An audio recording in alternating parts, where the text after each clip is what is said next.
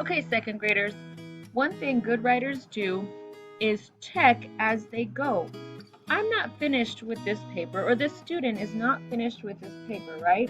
They've got the beginning, the middle, and the end. But every once in a while, it's a good idea to stop and think about what's going on. And you always want to think, can the reader read this well? Can they read it with no problem? The first thing I want to do as a good writer is read what I wrote, right? One summer I was at camp and I want, I can't read that and I don't remember what I put. So I'm going to kind of do this, right? It was so high. I was so scared. I know that was scared. And I'm going to circle it because it looks a little bit funny to me. I'm just checking this part right now, but as a writer, I want to check each part as I go. So let me stop and let me check this. I know I had an issue right there. So I'll look at spelling, but second graders, what I didn't show you is what the writer has up at the top. Oh, look at the little note they made themselves. They made a capital letter and they made a punctuation mark, right? That reminds our writing needs to have these two things, right? It needs to have capital letters and it needs to have punctuation marks. Those are the things that we learned really well in first grade.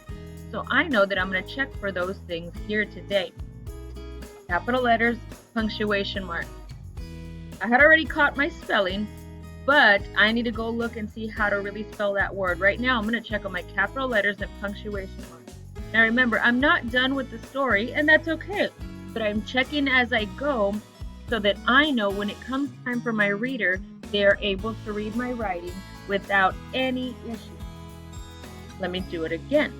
One summer, oh, I know I start a sentence, so that needs to be capital. One summer, I was at camp, and I went to, and I still don't know what that is, it's okay. It was so high, I was so scared. Now let me think. I did my capital letters. I also saw some other ones, right? But I didn't have any punctuation marks. I'm going to go back. Good thing I have my little note to remind me. I don't want to keep saying and. Let me end my sentences. Let me use that punctuation mark that I'm supposed to be using. Let's see. One summer I was at camp. Well, that's one thing I want to tell my reader. So let me pause it there. Let me end my sentence there. I went to, that's probably the name of where they went, right? That's another thought. I'm going to end it right there. It was so high. I was so scared. I have to end it here because here I'm talking about how it was very high, and down here I'm talking about how I was scared. Good. See, they have a punctuation mark already there. If I'm talking about two different things, I've got to end that sentence. It was high and I was scared. That's two different things.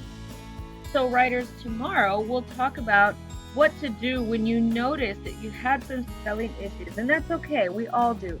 So tomorrow we'll talk about that, but today I want you to try, one, put this little note up at the top of your writing, a capital letter and a punctuation mark. It may not always be a period, it might be a question, right? Or an exclamation point, I don't know. Put that little note, that way when you're checking your writing today, you'll remember. It really does help your brain remember what to check for. I like putting that little note up there. Try it on yours.